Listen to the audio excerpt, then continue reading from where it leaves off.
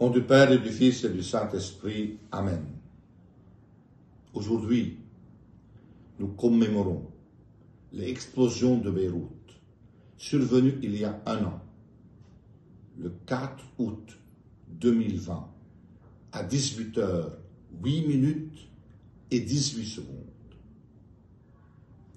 Ces explosions de Beyrouth qui ont détruit la capitale ont causé des dégâts matériels et humains incommensurables.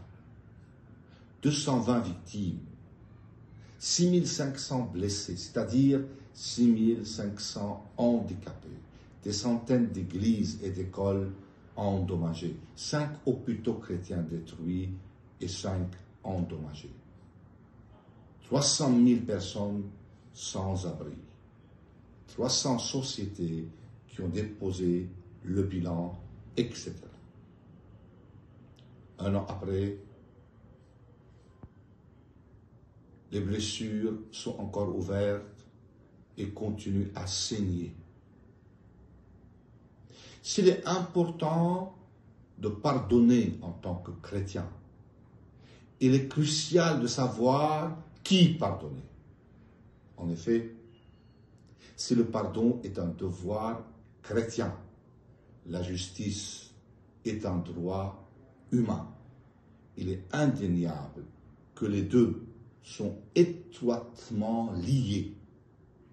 Dans ce contexte, je partage le cri des patriarches évêques libanais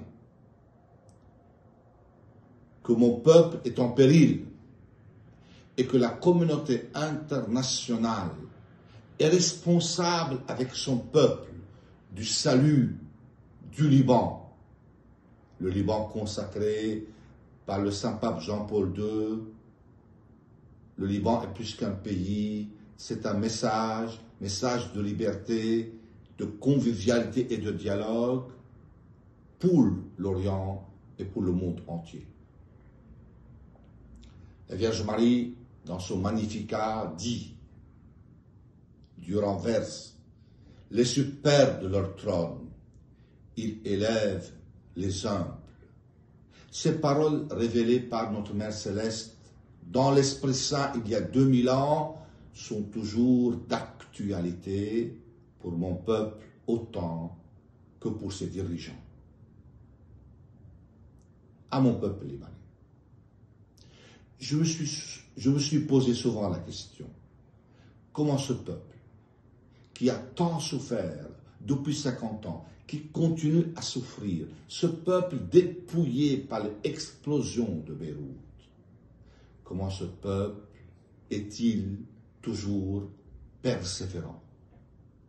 Enfin, j'ai trouvé la réponse qui était tellement évidente, car Dieu bénit ce peuple et il l'habite.